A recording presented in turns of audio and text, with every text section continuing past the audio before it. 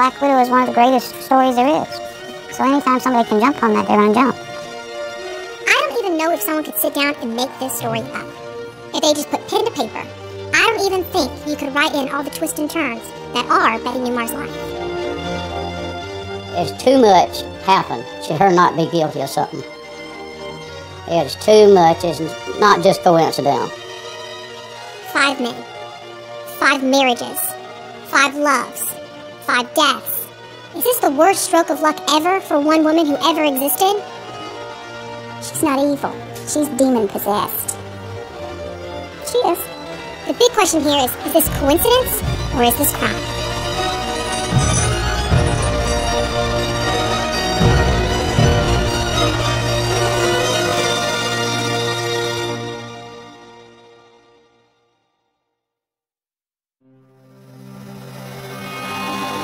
This is Betty Newmar, a grandmother from Georgia who has suddenly been thrust into the media spotlight.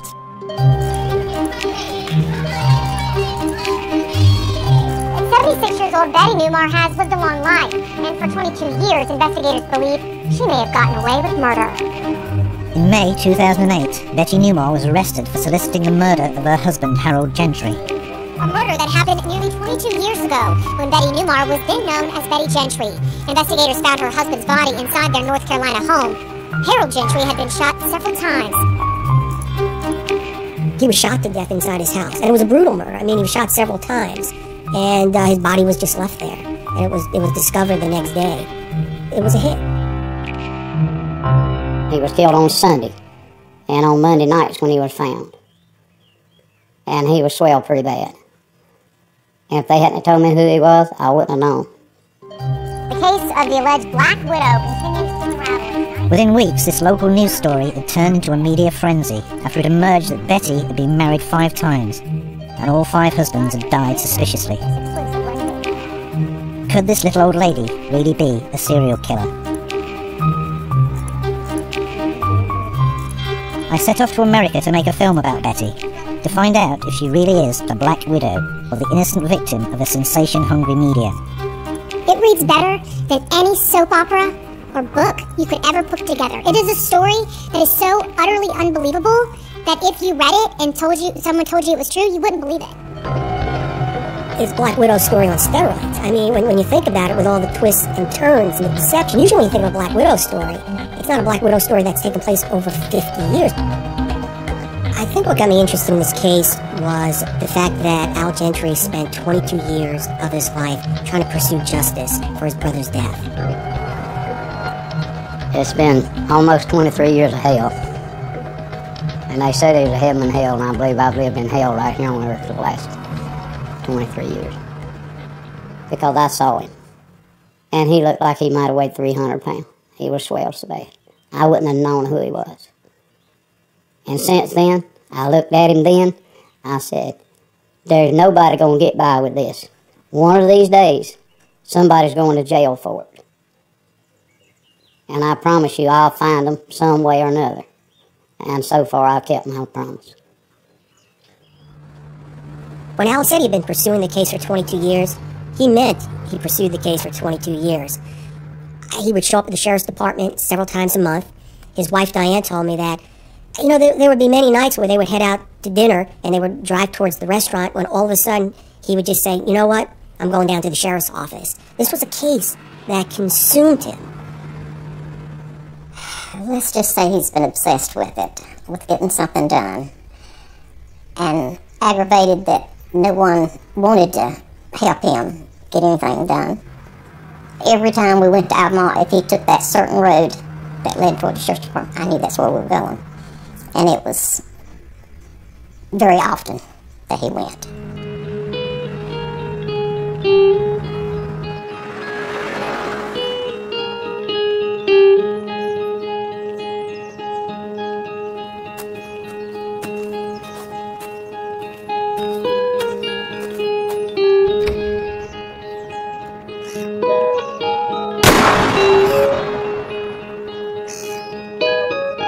I learned that he walked in the door.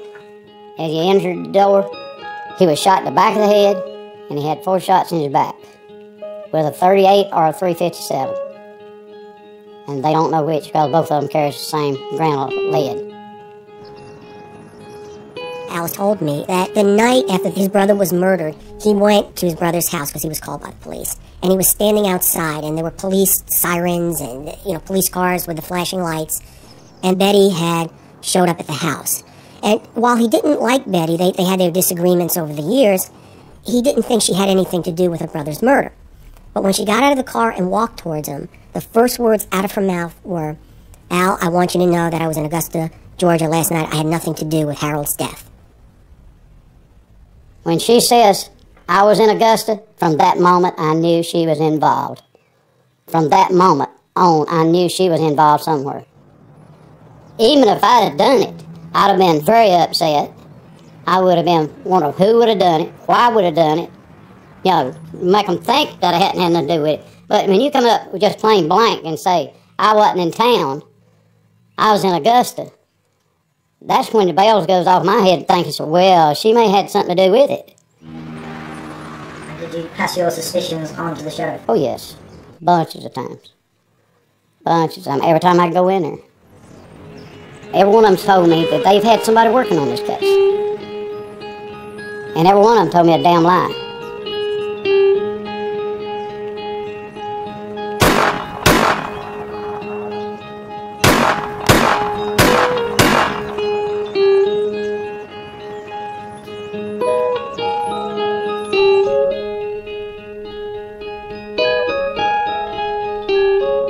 My dad was my hero, but I was always very close to both my parents. I had high school friends that thought my parents were the coolest parents, because my mom and dad would always get out and do stuff with us and, stuff like that. The biggest thing I can say about her is she's always been there, not only for our family, but there's been strangers that she's helped. For no reason except they needed help. The sheriff's department, they came to her and told her she was not a suspect at that time, that, everything, she had been investigated, and there was nothing there. So, and all the other leads that they had, basically, from what I was told then, were cold.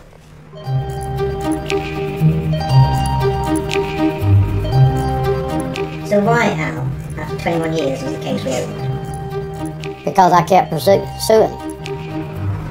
I pursued it for 21 years with 4 sheriffs till Rick Burris come in as sheriff. One of the things from talking to Al was he never understood why none of the sheriffs ever, arrested her or charged her with anything. He reached a point in his life after almost 22 years doing this that he had a case file of evidence and witnesses and people he had talked to. And then there was a new sheriff who was elected. His name was Rick Burris. And it was Rick's first day on the job. And so he took this thick file with statements and witnesses, and he waited for Rick to show up his first day in the office. When he found the files, he said, I looked at it, and he said, I looked about 3 minutes. He said, I called the DA's office. He looked at it about 3 minutes, said, we need an arrest on this as soon as possible.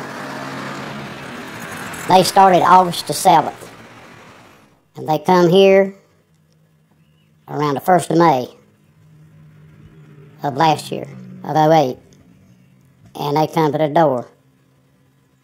And when I seen where they were from, I come apart, because I knew what he was here for. Every time I try to tell, I'd cry. They took a case that hasn't been looked at. It hadn't been looked at since '87. I mean, it was very cold. And they dug and dug and dug. I said, you got a new excavator, and you are digging some ground, boy. You are digging up more stuff than I could have ever thought of. And he said, well, it's going to be an arrest soon. This was on Wednesday, and the following Wednesday, I think, is when they arrested her. News 12 was the only TV station in the hearing. As Betty Newmar heard those charges, Crime Team 12's Lindsay Gardner takes us inside. Until now, it's been a cold case. North Carolina investigators say new evidence shows the trigger was pulled because Betty ordered it. 2 people have come forward to say that Betty asked them to take care of Harold Gentry. We have crime in Augusta like any other city, but it's not every day that you hear about a 76-year-old woman being arrested while she's out in her yard gardening and now being charged with conspiracy to commit murder. That's exactly what happened with Betty Newmark. We got our first look at Betty in jail, shackled and cuffed. For Betty, it was supposed to be an extradition hearing.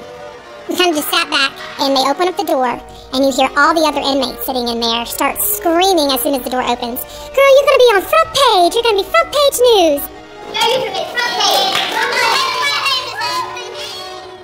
And here comes this 76-year-old woman who could be your grandmother, your next-door neighbor's grandmother, in an orange jumpsuit, shackled and cuffed, walking across to this little room. And Betty comes in, and she just puts her hands up. You know, the news showed her walking along with bracelets on. And then she had that orange outfit on. I said, that woman always dressed neat. Always had her fancy jewelry. And I said, but she had the prettiest outfit on I've ever seen her wear. And them stainless steel bracelets. I mean, that is some of the best jewelry I've ever seen.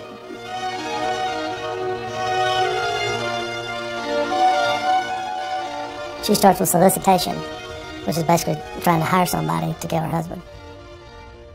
You know, in the scheme of things, I'm not making light of the case because obviously it's significant the fact that somebody was killed and whatnot, but in the scheme of things as far as time and punishment, it is not a huge case, so to speak. It's completely been a little bit unfair at this point in time in the way she's been portrayed in the media, especially given the fact that there have been no charges, so to speak, anywhere else, any other jurisdictions other than here, and the way the media has been portrayed, and the general public would be under the impression that she has been charged with murder in these other jurisdictions, and that's the farthest thing from the truth. She hasn't even been charged with murder here. As I delved further into the story, it became clear that no hitman had actually been arrested for Harold Gentry's murder. Yet Betty's arrest prompted the media to suggest that she'd got away with not just one, but 5 murders. The 76-year-old wed 5 times in her life, her first in Ohio in 1950 to Clarence Malone. But within a year, Betty reported abuse, and in 1952, the couple divorced after having a son. What I know about Betty's background is that she was born in a shack in West Virginia. She went to a local high school, and as soon as she graduated, she married a guy by the name of Clarence Malone that she met in high school. He was an auto mechanic.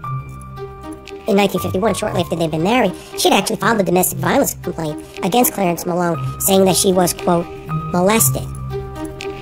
At some point, Clarence Malone spends some time in a little town called Medina, and he got married again, and in 1970, he's found shot to death. And the police in Medina rule it a homicide, and to this day, it's an unsolved homicide. Husband number 2, James Flynn, shot to death in New York in 1955. Investigators say Betty was there. Husband number 2 is James Flynn. At some point, she meets James Flynn after she leaves Clarence Malone, and she had a daughter, Peggy, by this James Flynn.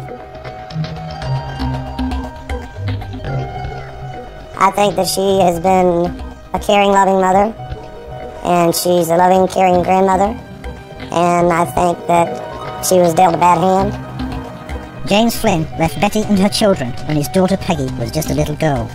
I don't remember a lot about him because I was little. I mean, I've seen pictures like of our first Easter and stuff like that, and I still have my first Easter outfit out there.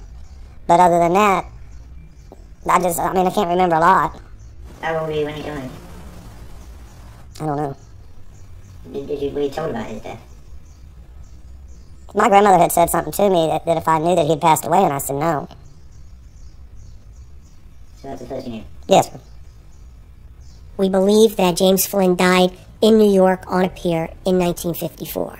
She told police that he was found shot to death, and she's told other stories about what happened to him, but we don't know for sure. Husband number 3 supposedly killed himself in 1965 in Florida, but since investigators ruled it a suicide, they destroyed Richard Sills' records. Husband number 3 is Richard Sills. Richard Sills was in the Navy, and at some point in the 1960s they meet. They get married, and in July of 1965, he's found shot to death in the bedroom of their home. I mean, I heard the shot. You did? Yes, sir. Can you, look, I didn't know that. Were you around at the time? Yes, sir, I was in the trailer. What, can you describe it for me? Then him and Mom was just arguing, and then I heard a shot, and then the police or the medics and all came, and he was laying on the bed, and he went to snorting, and he rolled off the bed, and I asked the paramedic if he was dead, and they said to get me out of there, and that's all I remember. And how old were you? 11. But he drank quite a bit. He drank vodka. Like me.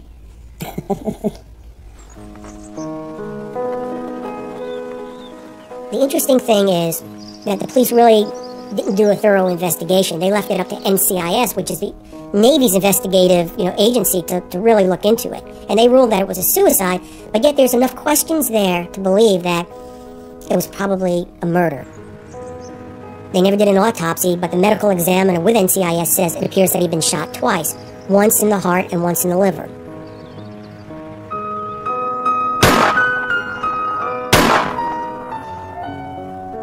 One of the things that experts tell you is that when somebody tries to commit suicide or commits suicide, they usually don't shoot themselves twice, and usually the most common way for a man to kill himself is by putting a gun in his mouth or to his temple. So there are some things here that are suspicious. The District Attorney's Office in North Carolina asked the Florida Police Department to reinvestigate the death of Richard Sills. I managed to get a copy of their report and showed it to Richard's son, Michael. He had passed away when I was 12 or 13, and he left my mom when I was about 8. Military had come to the home and told us, that he had passed away. Supposedly he had committed suicide. And that's the way I've left it for the last 44 years, until now. From what I'm looking at right here, these are the Florida police reports into my dad's death and what possibly might have happened. According to this, they're saying it's possible that there had been 2 gunshot wounds, not a single shot to the chest like it was, noted. They said they would like to exhume the body, but for it to happen, I don't know. And like I say, if they could get this Betty Newmar to spill her guts or something in jail, to a jail informant or something, or even somebody that might be in there, that would be a big help to find out whether, if she slips and lets loose and says that, she had killed her husband.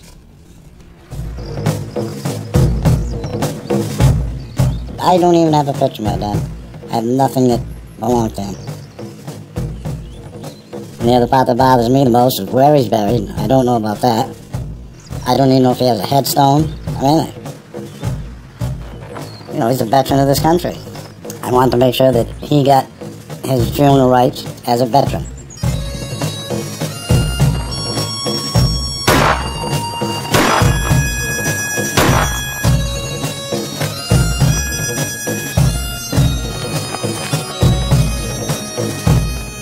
What happened to my dad? Is what I'd like to know. Did she rob me at the time that I could have got to know my dad? And we won't know that until we have this resolved.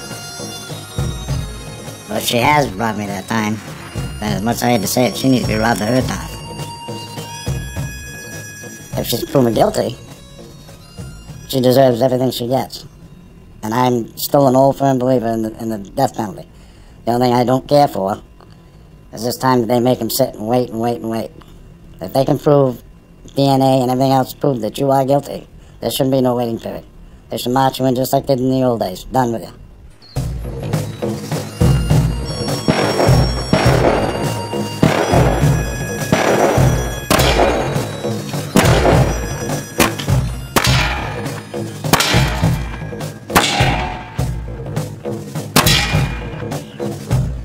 I carry a gun for protection because the DA told me I needed protection because my life had been threatened.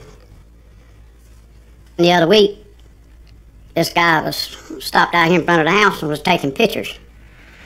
He went up here and went down a driveway, went down and turned around. I mean, he must have flew because he come back up that hill and he stopped out down there, and I grab my gun and I go back down there and I catch him sitting there at the end of the road. I asked him what is he doing taking pictures at my house. He said, "Where's your house?" I said, it takes an idiot not to know where he's taking pictures at. Now, what the hell are you doing taking pictures of my house? He said, well, I was just taking pictures of that little T model out there, and I'm not going to say the words that I told him. I said, I've got a problem.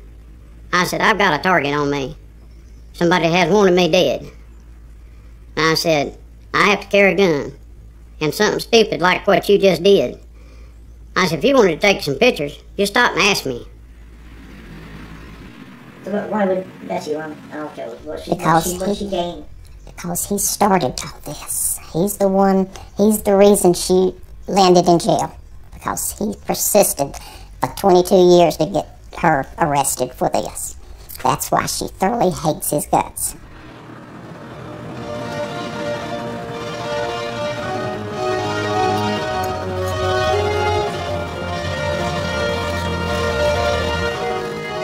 It's taking a toll on me. It's taking a bad. To tell you the truth about it, I've held it a lot. I've held a lot in me for a long time. It's kind of hard to hold something that long. Especially when you ain't getting no help.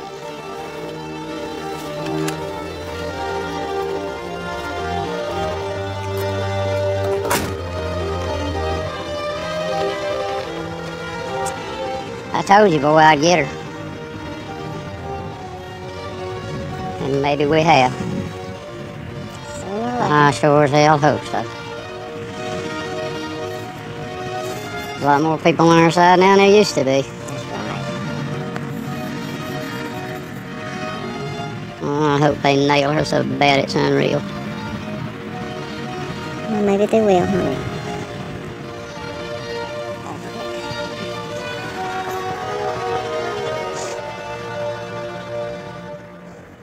I think she was involved in a drug deal. Well, a drug dealer. Muling drugs from Florida. And Harold found out about it. She had went to Florida and stayed about 3 or 4 months.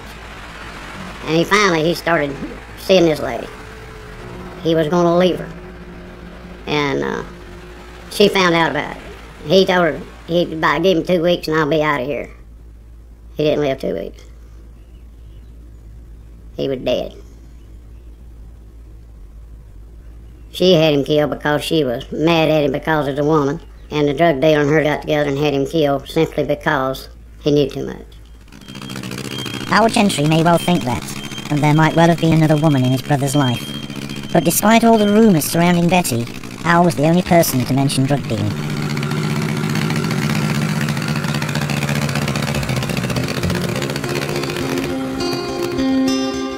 The case of the alleged Black Widow continues to unravel, and tonight, News 12 has new information on the 5-state investigation into Betty Newmar. I didn't think his death was suspicious at first. John Newmar's dad, John, was married to Betty 14 years. They're seen here in an interview with News 12 in 1997. John died this past October, and at the time, his son believed what he was told. It was by natural causes.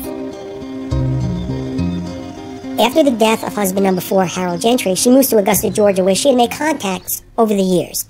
And she ran a beauty shop down there. And a friend of John Newmar's said, you know what? I get my hair cut. At the time, her name was Betty Gentry, at Betty Gentry's beauty shop. And I think she would be a perfect match for you, John. Why don't you go in there and get your hair cut and see what you think? And basically, his friend set him up. Betty was charming, he was lonely, and they started a romantic relationship. And I believe within a year of that first haircut, they were married. When we were growing up, he was always a good family man, took care of his family and everything, and we did a lot of things together. Then after my mother passed away and, he met Betty, everything just seemed to change pretty rapidly. For the first couple of times, I just thought it was somebody that my father was seeing. I didn't think it was going to, wind up in a marriage or anything like that, but in fact, when he broke it to me, I was totally stunned. When he did call, he said, are you sitting down? And at the time I wasn't. He said, well, what are you doing for a wedding next week? I said, well, I was sitting down, but not that low. And then it was a done deal. They were married in 1991. When they got married, I did my best to keep a relationship with him, but you could tell very quickly that a wedge was just drove between the families, that we were not welcome over there.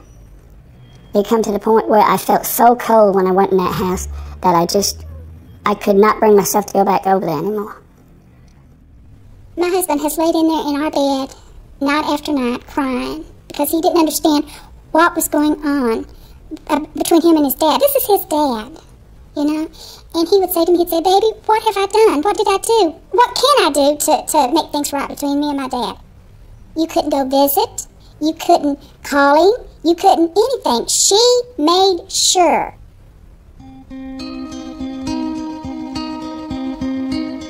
In about 2007, John Newmar became very sick. He had sepsis, and he was tired, and his body was just kind of breaking down. He was a very healthy man, never sick a day in his life. I've never known him have a cold until after he got married to her, and then he seemed to start having physical problems. I know he was getting up there in years and that sort of thing, but it seemed like he deteriorated so quickly.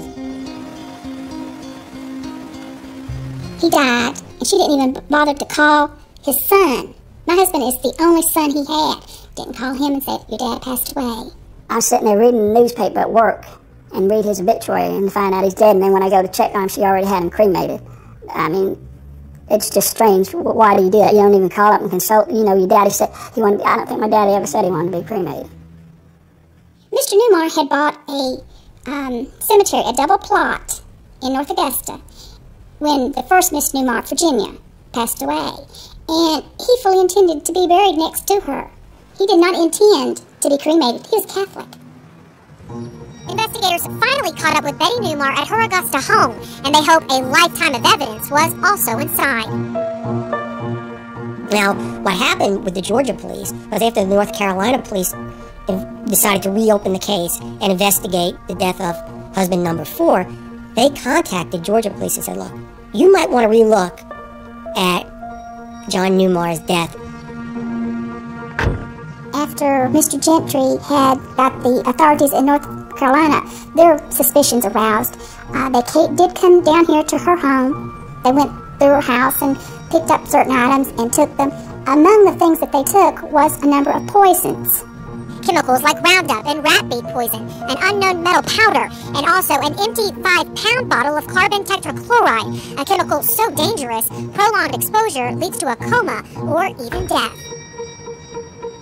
Mr. Newmar's ashes were sent to a forensic scientist who tested them, and his conclusion was that he couldn't detect anything because of the nature of Mr. Newmar's illness. The medications that they had given him would test positive for poisoning regardless of whether or not there was. You think she may have killed you? Oh, I have my suspicions, because, it's just, you can't prove nothing without any evidence, but it still seems mighty funny, with the history of her past and everything, what you hear about, and then, like, say, the way he changed, and all of a sudden she just has him cremated and didn't want us to even know he's sick or anything like that. He was worth some money, too. When he married, he had a house that was paid for, a couple of cars that was paid for, a retirement plan, which I never saw none of that, So I have my reasonable doubts. Do you think she killed your father?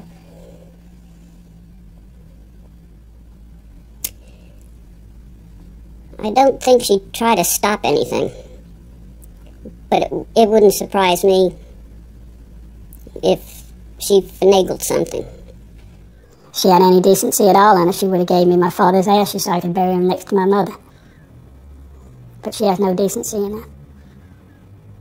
And, a lot of people ask me, they say, well, do you hope she gets found guilty on one of these charges or something? I don't care if they ever find her guilty, because you know what? One day she's going to have to meet her maker, and she's going to regret everything she's ever done. All I'd like is for her to come and say, here, take his ashes. She doesn't want those. That's all John and I want, is just to have his ashes back. And to put him where he really belongs, with my mom. Have you asked for them back? I haven't talked to her. I wouldn't dare, because I know I would totally be out of control.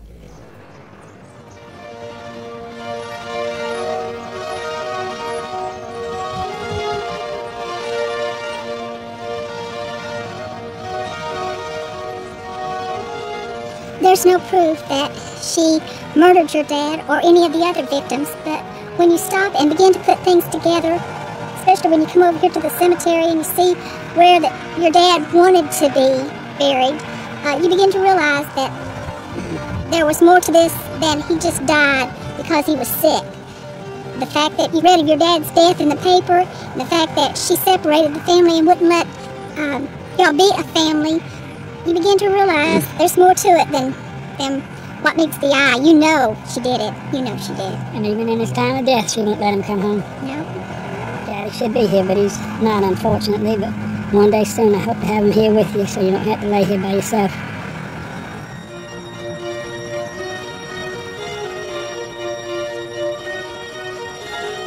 Deliver me, O God, out of the hands of the wicked, out of the hand of the unrighteous and the cruel man.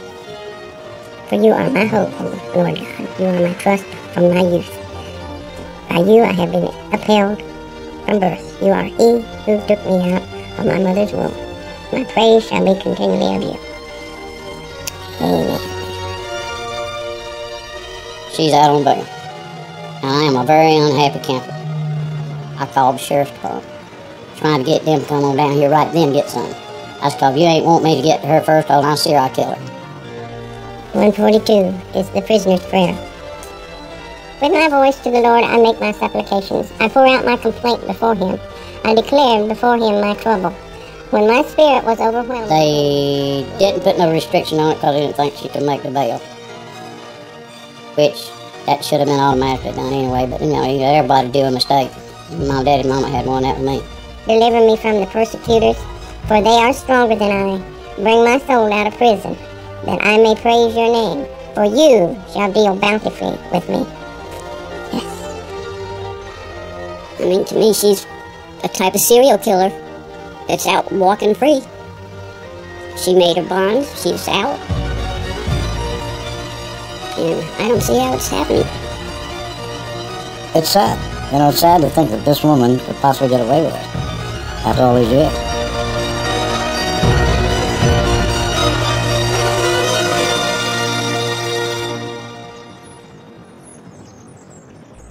On the day before I left America, Betty invited me to her home in Augusta, Georgia.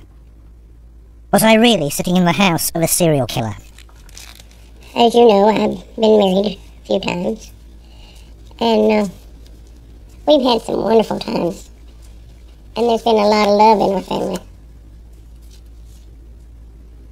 My mother and father, this is the picture of my mom and dad. That's where I stemmed from. My first husband, Clarence. What was he like? Well, I got married to him right out of high school, and I stayed married to him about 9 months, and then he and I divorced. He was married twice after he and I divorced, and I didn't even know that he was dead until the Stanley County Sheriff told me when this happened to Harold. Then I married Peggy's daddy, and he was a little on the rowdy side too, and he'd be home for maybe 2 or 3 months and take off, and we wouldn't even know where he was at. And he froze to death down on the docks in a truck. Husband number 2 is James Flynn. She told police that he was found shot to death, and she's told other stories about what happened to him, but we don't know for sure. So you didn't tell the sheriff's department that he was shot? No. Because the journalist claims you did. You got it wrong, Lizzie. Who did? The journalist. Mitch. Mitch Wise? See, Mitch Wise don't know what he's talking about half the time. So they've got that wrong. They've got that wrong. So what did happen to James? He froze to death in a truck. He was sleeping in a truck. He was an alcoholic. All of his family knew it. Husband number 3 supposedly killed himself in 1965 in Florida, but since investigators ruled it a suicide, they destroyed Richard Sills' records. The strange one to me is your third husband, Richard Sills. Yeah. What happened there? He shot himself. Peggy said that she heard you having a row, and then she heard a shot. He wanted to know where his vodka was, and I showed him. And he said yes, and said, somebody took my gun. I said, oh no. I said, it's right there in the drawer where you always keep it. And he was standing beside the bed, and I was standing at the foot of the bed. He turned around to the dresser and pulled it out. He shot one time. That was it. One time. So then Harold and I got married. We was together 19 years. Almost 20 years. Scenarios like this, people say, this black widow thing, you've heard Yeah. all that, Mm-hmm. and they do it for the insurance and things. People say those sort of things. Let me let him in on a clue, honey. I got no insurance from the first one, no insurance from the third one, no insurance from the fourth one. Well, Harold, I got $50,000. But as far as all this money and all this stuff, there wasn't none. What about the people who say you approached them and said, I want you to kill Harold for me? They're nuts. I never said I want you to kill Harold. Who says that I did? I didn't approach anybody. Al Gentry says that. Well, Al Gentry must have been the one that approached him. He said that when you arrived at the house, after Harold had been shot, he says that the first words you said to him were, I was in Augusta, and that made him suspicious. You know, I don't know that I even talked to him. And like several others have said, where was he at?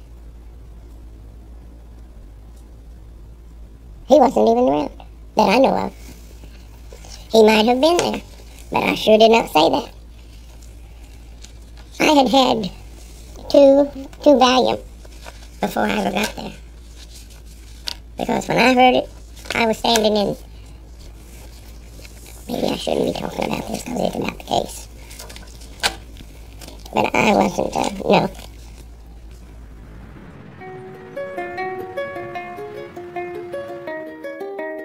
Of all the men that I've been around and with, there was only one that did not cheat on me. And that was John. He was a pure gentleman. He would open the doors and hold your arm as you went up the stairs or down the stairs. And he was good. He was good to me. And I was good to him. John was sick for 6 or 7 years. And you know, his son says he didn't know his father was sick. Don't believe that. He's been married 6 times. And, you know, his daddy didn't use women like he has. And I just feel like that, that's his problem. He's got a problem. I've had a history of picking bad spouses, you know what I'm saying? But you know what? All my exes are still alive and they all say something good about me. You know, I don't have no dead ones laying in the graveyard, you know. Police took John's ashes, didn't they? Yes, I have them back. I don't know what the big deal was because, you know, if I'd done anything wrong, it'd have been different. Did John's son, John Jr., did he ever ask you for his father's ashes back? No. He said to me he'd like his father's ashes back. Well, I would have gave them to him. But not now. Not now. Because I will take his ashes and do what he wanted me to with them. He wanted me to put them in the ocean. And when I go down to see his sister, this is his sister, brother, and a mother. When I go down there, we're going to take him down to the ocean. And let him go. That's what he wanted.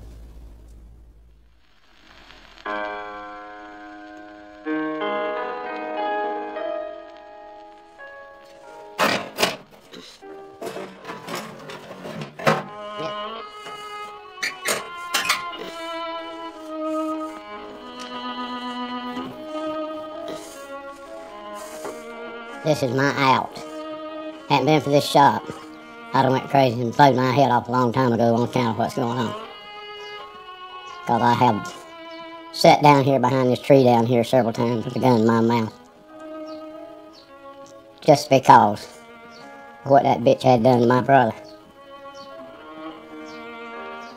I just hope it's soon over. I wish it was a horse now that I could just step off of and just walk on off and leave it, but it ain't. Like the sheriff told me, said, you busted this hornet's nest and you're going to have to stay here and fight the bees with us. So I reckon I have to be here and get that last bee. And that name, that's what we call Betty. B. Bitch.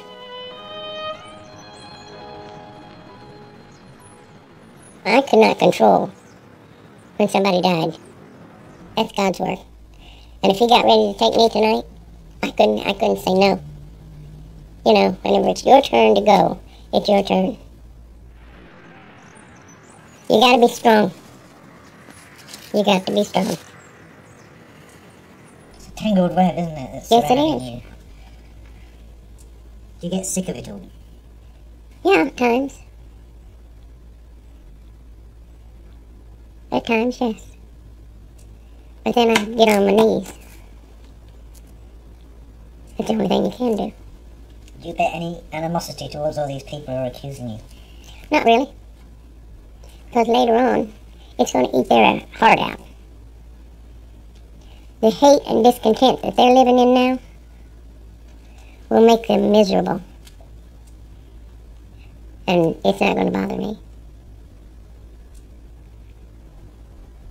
Are you a forgiving sort of person? You have to forgive. If you're going to heaven, you have to forgive. You don't have to forget, but you do have to forgive.